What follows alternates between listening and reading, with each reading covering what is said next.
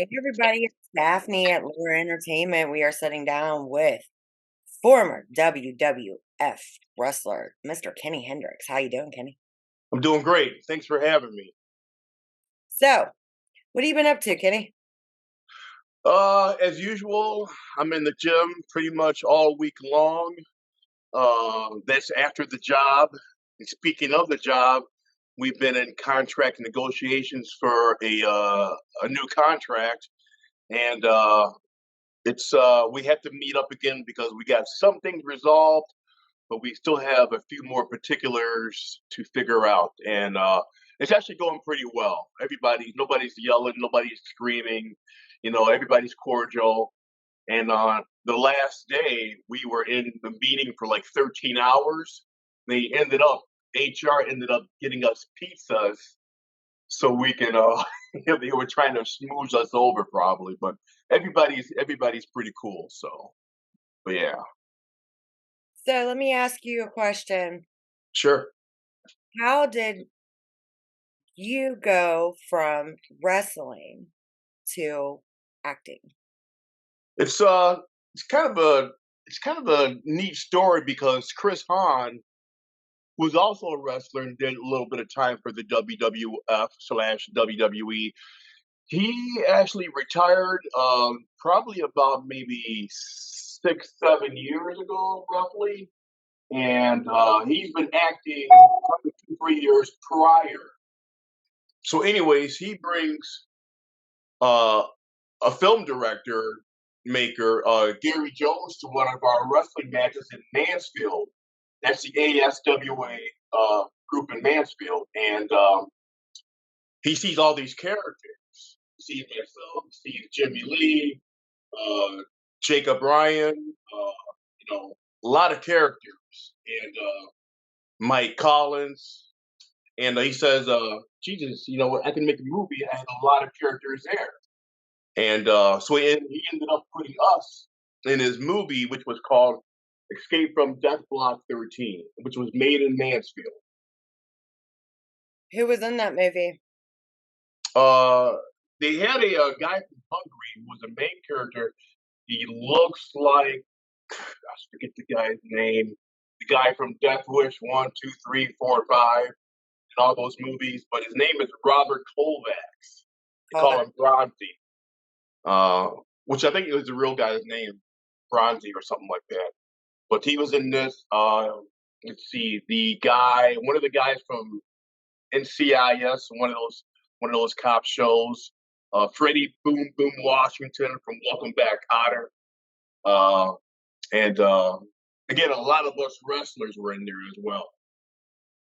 So, what made you want to become an actor?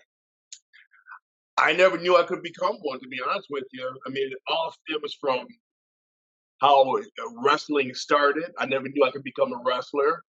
But again, Chris Hahn, he sort of gave us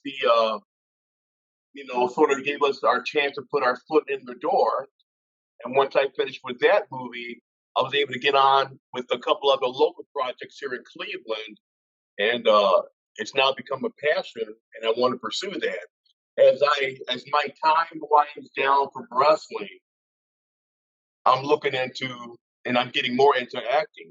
I need something to replace wrestling by, Yeah. something with less body slams, so to speak. But yet you continue to do stunts. So how are you going to avoid the body slams if you're doing stunts? With stunts, you tend to do those in movies probably maybe once or twice every few months or so. And but with wrestling, it's usually every other weekend. What people don't realize, wrestling it is what it is, But what people don't realize is wrestling in a match. It's like a car crash. It's a car wreck, and we put our bodies through these car wrecks multiple times a night, 2, 3 times a month, or whatever. Sometimes on the weekends. And so it's very hard on your body. So it starts again. I may do a movie, whatever, once a month, once every other month, whatever the case is. Then I can relax. So let's break the conspiracy right now because this is something that we had talked about before. Oh boy. And I told you, remember what I told you about I used to watch wrestling years ago, but then I it was fake. So I stopped watching it. So tell us, for the people who really do think it's fake, like myself, I was one of those included, about how it all just goes down. Daphne, you're my manager. I appreciate you taking me aboard, but I am sworn to secrecy. Well, Um, damn, you can whistle blow, huh? But we'll have to take okay, this let's off let's air. get You one know what I'm answer. saying?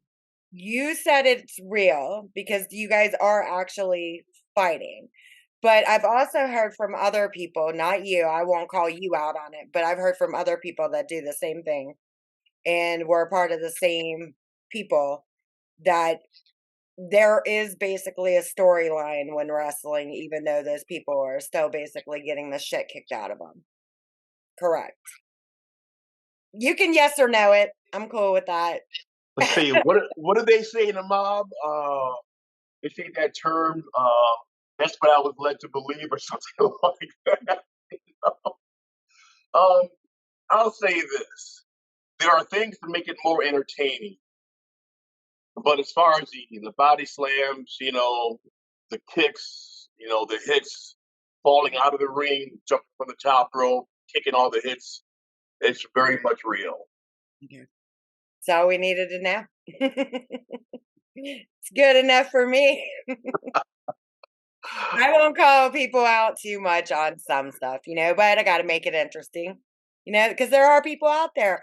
Like I used to watch it faithfully, and then I don't know if it was like my brother's friend from years ago or something told me, oh, no, no, no, that's fake. And I'm just like, well, hell, that just ruins it for me because then at that point, I didn't want to watch it, and then I found out some of it's real, some of it, but we'll get off that topic, either or. Yeah, you know what? I tell you what, we are trying to make it entertaining.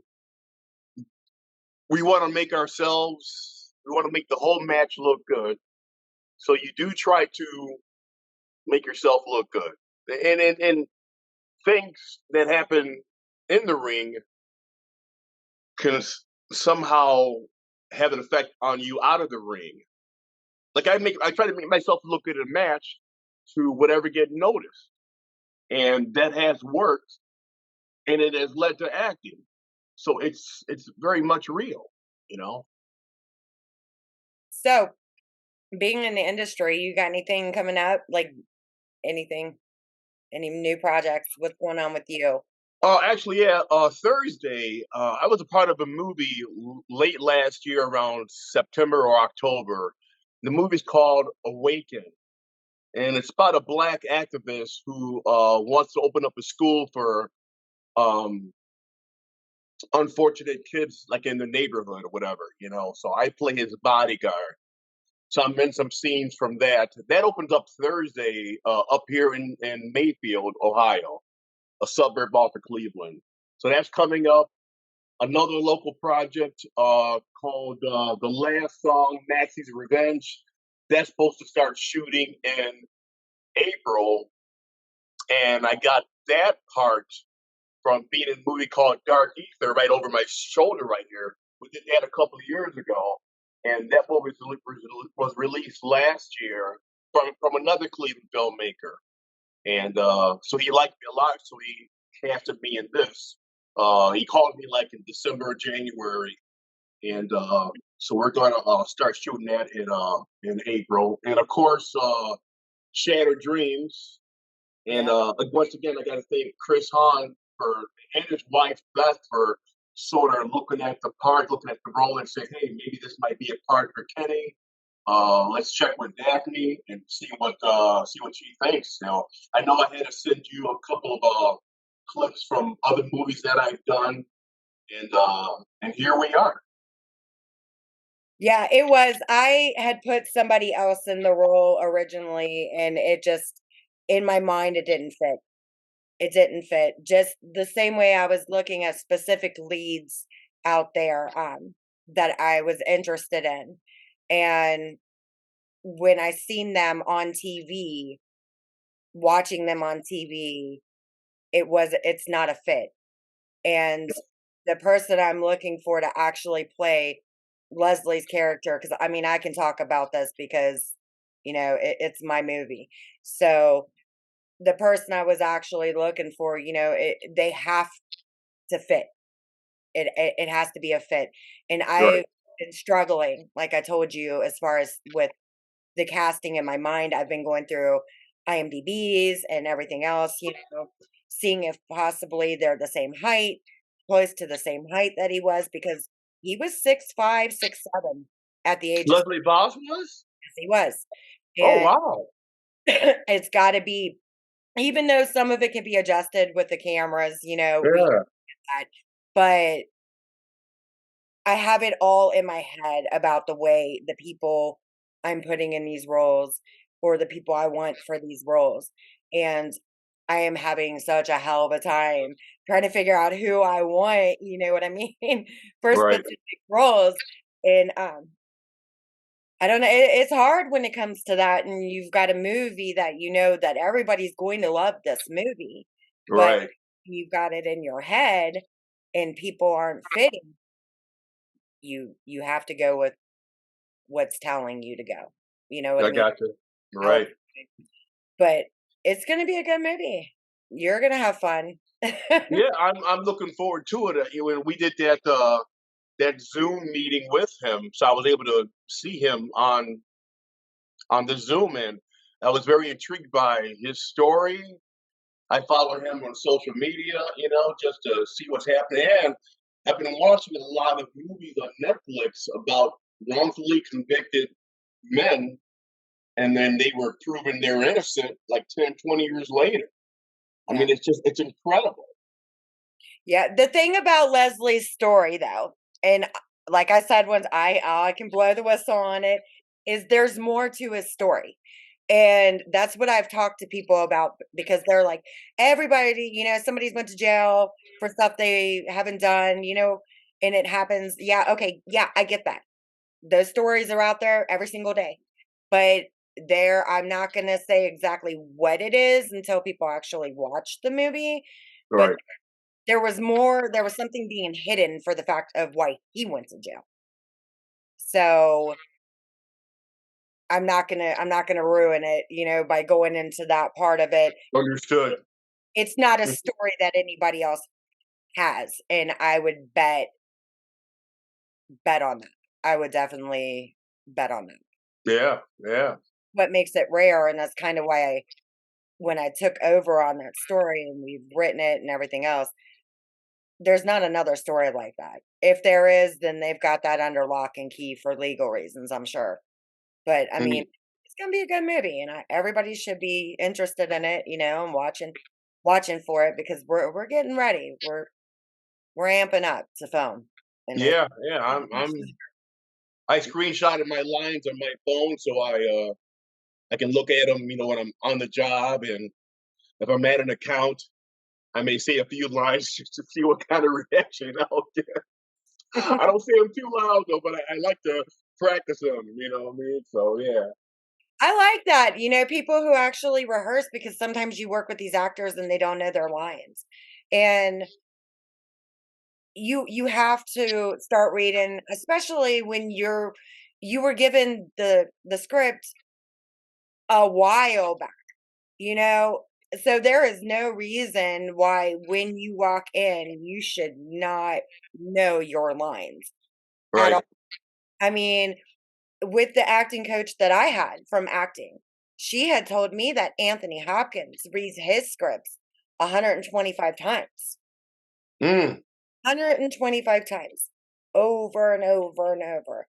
Yes, and there is other things that you have to do to be able to get yourself into character. But sure. you also gotta be able to bring yourself out of character, which Right. is Right. a lot of actors, they struggle, because they'll get into character, like, for example, Heath Ledger. He Mm, locked himself from what I've heard, locked himself, away for a month and a half or a couple of months before he had did the role that he was in, that Batman movie, and did the Joker. and then he was hanging out with the people on the streets, and he just couldn't bring himself out of the role, and you Right. gotta learn how to separate the 2 because it's not easy, you know? Oh, It's I not bet. I bet. it's I'm a big fan of Robert De Niro, and he's known for getting in his character and staying in it at least while he's filming the movie, you know. yeah. And so, yeah, yeah. He cracks me up. I swear to I've watched oh my god, what was it? I know I watched the one he did with Zac Efron, Dirty Grandpa, I think that's what that was. Oh, yeah, That yeah. I heard movie about was that. funny as hell, and then he did this one with this little boy I was watching, oh my god, that was, like, 2 months ago, where him and this little kid went to war. He was the grandpa, and the kid, they went at it, and the movie is so funny. I'm like, "Oh my god," I couldn't picture him doing that kind of a role because it was just interesting to watch him with the little kid, you know? Yeah, yeah, yeah. It cracked me up. He does some funny shit, I swear. Especially from going from mobster to, Oh, you know, yeah. I dirty mean, grandpa. Casino, Wait, Godfather, the movie. I love Heat. Heat is just so intense. You know, I watched that movie and I memorized those lines in my head too because his character is just so man, so intense. It's precise. You know, he's so careful. have you watched The Offer yet? No, You need to watch that. he's in there. Um, Robert. no, he's not in there, but The Offer, it's on Paramount, and, it's basically about them making the movie The Godfather, Oh, okay. and that's what they're doing. They're literally making the movie The Godfather, and but yet they're filming the show The Offer, and it was all the making of The Godfather. I was hooked Oh, on an episode, and every time I had to wait for an episode because you know how you get into them series and you gotta yeah. I hate that shit. So I'm sitting there waiting for this, finally I gave up like 3 or 4 weeks. No, I think it was like 4 weeks in. I'm like, I don't want to watch any more of it until they're all out, damn it. You know what I mean? That way there I can watch Yeah. at the same time. And it was like that with Tulsa King. That's another good one. Okay. Okay. Sylvester Heard Stallone's about that. a badass man at 80 years old. Oh, all right. I'll have to check it out. An ass, I'm telling you, he's funny. For real. So, okay, moving on with that. How long was you with the WWF? um, you know, I started. I had my tryout in '91, and how that began. I've been in the gyms for a little while, like 30 plus years, whatever. Anyways, I'm at the gym and you know people, you know of them, but you don't really know what they're into. So one Saturday morning, Mhm. November of 1990, I'm watching Saturday morning WWF TV and I see a buddy from the gym in the ring, Ron Cumberledge. Mhm. Like, wow, that's my buddy Ron. That's what I want to do. So Monday comes around after work. Everybody goes to the gym on Monday. Ron had his crew around him, so I had to wait my turn. Once that happened, I said, Ron, you look great. How do you do that? How do you get on TV? How do you get into wrestling? He's like, well, you got to go to practice. You got to come down to training and all that stuff. And I said, well, let's go. Let's how do you do it? Let's just get started. He's like, well, this is around November, so the holidays are coming up. He said, let's go after the holidays, and then it'll be better then. So we went down in January of '91, and I walked into this Tales of the Crypt building that was dark and grungy and leaks in the ceiling. And there's, I'm like, the ropes were like really ropes. I'm like, where's the lights and the cameras? Where's like the nice decorated ring? This is not the WWF. You know, that's where it all starts, right? That's the training, and our trainer was Charlie Fulton, and he was a part of the Monster Factory out in Jersey. He brought the Monster Factory brand to Marion, Yeah. and so after I had my tryout, Charlie liked me. He says, "Well, if you want to join, it's going to be about $3,800." I'm like, I'm not sure if I want to pay $3,800 for this, you know. So I was unsure. So I waited a couple of years, but in the meantime, I kept seeing Ron on TV. I met Chris Hahn in '91, so I saw him on TV, as well. I'm like, well, you know what? I got to get things started. So I called him up in January of '93. I said, hey, Charlie, I want to join. I want to get started. And he's like, well, it's only $1,800 now. He broke off from the Monster Factory. I forget what happened. And then, so I went to practice. I drove to Marion, Ohio, 2 times a week, 5-hour round trip. That's how bad I wanted this. And 6 months later, basically, Charlie gives us a call. He says, "Hey, WWF is coming to town. They're going to be in Columbus, and I'm just going to send you down there." So me and like 5 other guys went down there, and then we did our thing. So that's kind of how the ball got rolling. And whenever they came to town, like 2 or 3 times a year, he would call us. They would call Charlie, and Charlie would call us. We would go down and do the shows. We would do the matches, whether it be Ohio, West Virginia, Pennsylvania, basically the kind of like tri-state area. So So that does sound like fun, but paying $38 to go get beat up somewhere. I mean, I'm not saying that you're gonna get beat up, but come on, you're gonna get hit with something. You know what I mean? Eventually, and in that type of work. So I mean, like basically in that movie with Jim Carrey where he's kicking his own ass in the bathroom. You oh know, yeah, yeah, yeah, yeah. Liar, liar. it's funny. Yeah. I mean, they really paid us well. Granted, for 10 minutes worth of work, and it wasn't even 10 minutes in the ring. It's really a long day, but they film like 3 different shows in like 5 hours. So we are there like all day.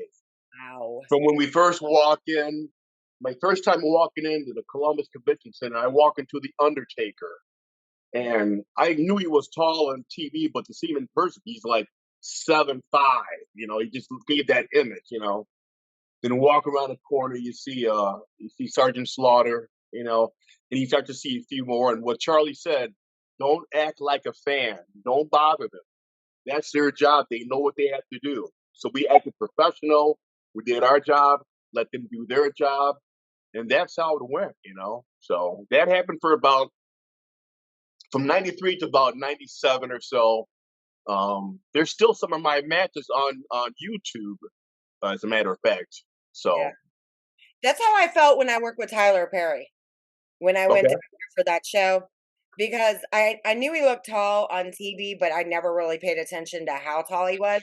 And right, when I got down there and like he was standing right there, and I'm just looking up like, oh my God, you are tall as hell.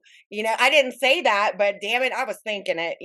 right, right. Like, you're tall, man. Because you get standing by those tall people and you're just like, and then you feel short as hell. You know? Yeah, yeah. And that's I remember being backstage, even when Hogan walked in. Hogan's sort of he was able to come and go as he pleased because he's Hulk Hogan. Uh, but when he came in, there's just this aura around him at the time. There was like, man, there's the Hulkster. There he is. He slammed Andre the Giant. In Detroit. So, but yeah, it was a great experience. I mean, it's just He looks like my dad. Hogan. Oh wow, okay. Show you a picture of my real dad.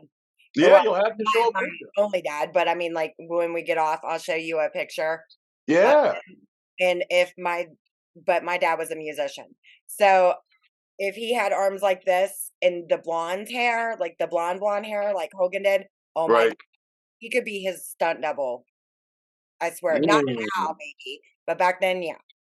Yeah, for Well, sure. remember that ideal we talked about? We could do some Yeah, makeup. the You arm could have wrestling. Hendrix take on the older Hulk Hogan. And slam him down. I don't think my dad would do pretty good in that one, no, I'm telling you. 'Cause he's a little older now, so I don't think that would happen, I'm always thinking about ideals. I am. So but the arm wrestling, I'm down. We should definitely write that one, I'm telling you. Nobody can get us. I mean, we might have to change a little bit about the name, but, yeah, the senior citizens of wrestling. you never know. I mean, it Hey, just you takes don't one know. little Old thing. people can whip some ass, I'm telling you. Like, Chuck Norris is still out there whipping ass, and you know that, all these older people, yeah, I don't put nothing past anybody anymore. Well, And I Dave wouldn't mess with them at was a all. boxer. Yeah. He was a boxer. So I bet he still whips some ass too. We'll let him in too. Come on. We'll get Right. him alone. We'll get them all. Exactly. Senior citizens. Let's do it. For all, there you go. We'll change it up. But we got a good idea. I think we should do it. And if anybody tries to take that idea, it is now copywritten by Laura Entertainment. You do not own the rights to that. Right. Lock, stock, and barrel. We have it. Right. I think that would be fun. I mean, from the training, see if they can still hack it. Us older people, you know. It's a fair advantage. It's the same way, like in boxing, you've got your heavyweight, you've got the middleweight, and then your the lighter people. you know. Yeah, So I'm hey, sure Chris would be down for it too. right? Chris Hahn would be down for it too. Hey, yeah. Oh, I'm He's sure good on the voice. he's game. Oh yeah. Chris is game. He's pretty much down for whatever. He don't care. He's like me. I don't care either. I do some. I'm not even gonna lie. I do crazy shit all the time. But it's fun. That's Why? what we do. Why Yeah, not? exactly. So, where do you think you're going to be in 5 years? 5 years. It's kind of funny you asked it because in negotiations they want a 5 year contract. We want a 3 year contract. So that's one of the things we're debating on. But in 5 years, I'd love to be able to do acting full time, acting and or stunts. You Yeah, know, I think I have a good foot in the door right now. I'm in the eyes of a few people, important people like yourself and others. Things are going in the right direction. I mean, how I started in wrestling from a small dungy ring training and then end up in the WWF for a little bit, this is heading that same direction. Hopefully I can sustain um, the acting career longer. The reason why wrestling dried up for us is because they had the Monday night rating for it with WCW and WWF. yeah. And so they had to put superstars against superstars. There is no need for us anymore, more or less. I hate that when they do that. And I mean, I'm just gonna say Oh, that I hated it too, but when you have one show that's doing so good in the ratings, and then you want to come in, and I know what it is. It's the competition thing. exactly. I mean, everybody can win if you just play your cards right. And they don't think about that. You know, you, Right. you just got to figure a strategy out to be able to succeed. Yeah, I get it. Everybody's wanting to make money, and you want your competition to not make more money than you. But I mean, damn, release it on a different night. Like, I don't understand football season. Okay. You got a game on Thursday, you got a game on Sunday, and then you got Monday. That's 3 days. Why? Why? Money, Pick a damn day. One money. day, you know? It Did just you ever see the movie? Did you ever see the movie Concussion? no. Oh, it's a great, great movie about concussions. And they focus on the Steelers, but concussions overall, and it made me realize the power of the NFL. I mean, I have a little bit less respect. I still enjoy football, but it's not like a priority in a sense because the power that they control. It's just like you Yeah, know. yeah, money. I mean, I'm not gonna say there are some awesome football players. Oh yeah, It's the people that I believe this is what I believe, that the people who actually own the leagues are the ones that are handling the who's who and who's winning and mm, BS. But I mean, I could be wrong. I don't know. You know, yeah, yeah. you never know what's going on behind closed doors. You never know. We were actually told, um, like through our channels from the WWF, that they didn't want us appearing on the WCW shows, getting beat up on there. I mean, we sort of got in, like I was in after Chris, so they were able to do both of them. And when we came down the line, and they said, we don't want, you got to pick one or the other. So our end was through Charlie through the WWF, so we stuck with that. But either way, they had no use for us. So that's kind of how those appearances sort of dried up. But I don't care. I had my time, my little bit in there, and it was just great, great experience. You never know where you're gonna end up. Like, when I first started acting, when I first got into acting, I owned a cleaning and painting business, and I still love to paint, I'm not gonna lie. I love to paint. Right, right. Probably changed the color in this house, I don't know, 3, 4, 5 times, who knows? But I get bored at looking at something and then I gotta change it, you know? But Sure. I just it's one of those things where when I'm painting, I I blare my music and I'm gone for hours, and I won't finish until 2, 3, 3:30 in the morning, it doesn't matter because I'm in a zone. When Right. it's just like therapy to me, really. But you never know, you go from one profession to the other. Everybody's like, "Well, how did you go from that?" Honestly, I mean, it's the same thing I told you all, like, I put in for a casting call and I actually forgot about it because it was getting to be busy season doing what I'm doing, and I forgot about it. I forgot I sent the damn thing. Honestly, I did. Right, right. I read the email and I was like, "Wait a minute, I think they want me to come and help with a movie or something." And I had Mhm. reading it again, I read it like 10 times. I'm like, "Is this spam?" And then I remembered that I was up watching TV that night and I seen them say something about it and I submitted and it was like 1:30 in the morning. I was like half asleep submitting to the movie and that's why I forgot about it. But ever since I did the first movie, which I loved that movie, I had so much fun on that because we were in the mud. I don't care. I'm not afraid to get dirty. I don't care. Walk, Yeah. whatever. Um, and we were out there for 3 nights. Well, the set of people I was with anyway. We were out there for 3 nights in the cold. The first night it was pouring down rain, so it got so muddy, and then the next day, you were literally sinking into the mud, and I was cracking up, but it was kinda cold, so I took a blanket with me, in between Yeah. and that's when Tim Sutton we were going to the other part of it to film, and he was like, "You can take that with you." I'm like, "Oh, thank God." Because that night, the last night, oh, it was cold. I mean, it was probably about 15 degrees outside, and we were out there all night long in the cold. Oh. Yeah, and the only thing we had to warm up was, those little, burners that are probably like this big Yeah, yeah, yeah. around and they got like the little it looks like a gas burner, but there's nothing there really. Right, That's right, what right. we had to stand up. And I had a tank top and shorts on. I had my jacket with me, and luckily I got to wear that in that final scene, thank God, because Uh, it was cold. Yeah. But I there had was so much fun. there was,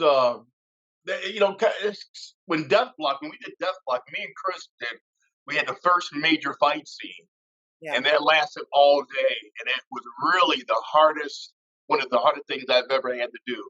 We kept doing the same fight scenes, different camera angles, different lenses, multiple times, Yep. and we had plans on, what, we're going to do this today, then we're going to go work out the next morning. That didn't happen. We were tired, you know. It is tiring. Everybody's like, "Oh, acting's so glamorous. This industry's so." Uh, No, you think that because of what you see on the TV with the parties and the interviews and all that stuff.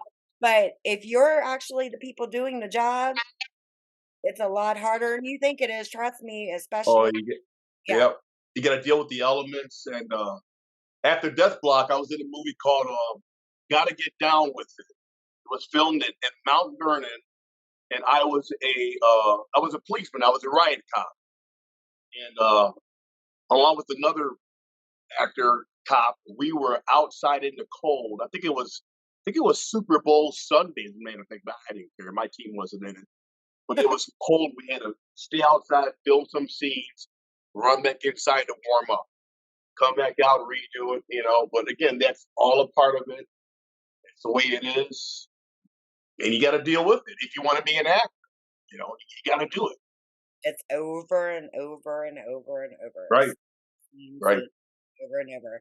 It's not just a one and done type situation. You could be there for hours shooting Yeah, something that you think would only take it's probably a whole minute of the movie, and you're going to be there for hours doing it over and over and over. Yeah, people don't get that, and they need to understand that, really, if they're thinking about even getting into this world. well, it's kind of funny you mentioned that because that whole day of fighting, after we got down to it, in Death Block, we ended up doing 2 or 3 more days of fight scenes on a green screen. And Gary Jones, being the genius that he is, he puts those scenes in the movie, in the field that we were at. You would never know. Yeah, You know, I mean, how's that it's just crazy, but yeah, we had to put more fight scenes of the original fights in the movie, so that was in the same scene. It's amazing. yeah. It's fun. I mean, it's fun, it's exhausting. I was on a set the other day, and I guess it's because I'm just not used to being on the sets right now because of, COVID happened and everything. Right. Filming's ramping back up finally, and then you just get out of your world and then you get back in, and I was so tired, so tired. Even the next day, I was so tired, and that Yeah. Where's normally your out? I'm just never like that, and I tell Right. you, it kicked my ass. It did, it kicked my ass. It's a lot of work. It's very tiring. So, I'm gonna ask you this, and I ask everybody your motto before we wrap up. My model is, basically God willing, and I started saying that shortly after 2020 started because you had the tragic accident with Kobe Bryant and his daughter and the other passengers. You know, COVID hit, and there were a lot of people were passing because of that, and so we can make plans for whatever, you know, which is good to make plans. That's fine, but you have to say, you know, I like to say God willing, you know, and God willing, I can become a full time actor in 5 years. That's the plan. God willing, you know. So um, God willing, He'll give me a comedic role because that's kind of my natural character, you know. God willing, you know. Um, but whatever role I get, I'm grateful. I've been police officers. I've been a prisoner, detective, you know, and so I'm just grateful for all these roles that I get. Hopefully, it's going to lead to bigger roles and things like that. So my motto is God willing. There you go. And I'll ask you another thing, one more thing before we close out. Sure. As far as genres, and I'll tell you mine after you tell me. What kind of acting do you see yourself doing? Dramatic, comedy, horror films? Well, as far as horror films, here's another idea. Get a black guy that doesn't get killed in the first 10 minutes of a horror movie, you know? What a strange twist that could be, you know what I'm saying? You know? And have all the white people We're get gonna killed make him first, the superhero. and have all the white people get killed first, and have me in the end saving the day. See, that's my natural comedic I character. remember us talking about that too. That's About what I'm saying, you yeah, know? it's So, always that. It's always. It always goes like that, and then it goes from there to the dumbass. It's always the girl, the right. one who doesn't use her friggin' brains, and those are the first 2 they take out automatically in the middle of Yeah. those horror telling you what. Yeah. Yeah. So let's just make a movie where we reverse everything and have the black guy at the end standing tall, like you know, like whatever, you know. So, but I, you know, I'm a natural. I don't know about a lead role, but who knows? But I kind of see myself kind of as like the Morris Day, like in Purple Rain. Not a major role, but a lot of little parts in there. You remember all of his stuff. He was so funny. Yeah. So I think I'm a natural comedian, but again, I think I could play a serious role, cop, detective, or whatever the case might be. You know. Yeah. So, I mean, I have fun in all of it, but I can tell you the one that would really be hard for me. I mean, I don't think it might not. I don't know. I've never really done it, but it's more the lovey-dovey type bullshit that anybody oh who's yeah, ever been in a real relationship knows that, you're not going to really be like that in real life, especially if you've been with somebody. It's not, "Oh, baby, baby, baby." Can't do that. I'm sorry. I right, I don't even think I could bring myself to be in that because I am one of those basically independent type females to where I honestly don't think I would ever bow to anybody. right, And in the movies, when they write them scripts out, it's basically the woman, and I mean, this is no offense to men, but it's basically the woman kissing ass, and I'm just not that person. You know? And I don't see, like, I could play that. I could definitely play gangster. I could play cop.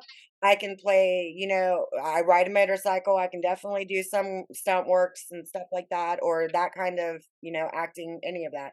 you're But right. the lovey-dovey, that shit is not for me, I'm telling you. Mm-mm. Yeah, I haven't had those roles yet, and you know, I don't know how I would do, but it's definitely the comedy, the comedian type, or Yeah. serious type. I'm I can funny go with as that. hell. I mean, I'm not even gonna lie because I'll sit there and I'll come off with some of the craziest shit. So comedy would be easy with me, and I'm telling you, if I had that one opportunity, I could have been down there, but I couldn't get there. And Melissa McCarthy was shooting the Central Intelligence, Oh, and I am dying to work with that woman okay. because I love her. She's freaking hilarious. That would be one of the people I would love to work with, seriously. But comedy, yeah, I could do that easily. Yeah, The other stuff, it's just the lovey-dovey shit. I just really don't feel like I could get into that. They would definitely understood. somebody else. And I'd willingly give up the role. Here you go. I can't do it. I can't do it. There's just no Right. in the back of my mind while acting, I know what it would be. This is some bullshit. That's gonna be what's gonna be playing in my head. I just don't think I could do it. Uh, Right, right. for real. But we're gonna have fun and we'll get this movie shot. We've got quite a few other projects coming. Yeah, And I was looking at my IMDb page and I was like, wow, there's some things in the works, so there's 4 more things you all don't even know about yet that aren't even put up yet that hey, they're gonna like it. I'm ready. I'm working on a little bit of everything. But I am gonna go ahead and close us out, and we're gonna say bye to everybody and thank you for watching. And One last thing, uh, nobody take the ideal of the black guy being the last guy standing in that's the horror comedy too, movies. damn it, now Yeah, more exactly. entertainment. Yeah. Right, the horror movie where the black guy actually wins it all. That's our idea. And stayed alive. Right, right. And if you're wanting to make it, you get up with us and we'll help you. There you go. Right. Well, thanks everybody for watching. Thank you for Kenny for coming on for sure. Absolutely. Thank you. It was great. Loved having you. And we are gonna go, you guys. Goodbye until next time.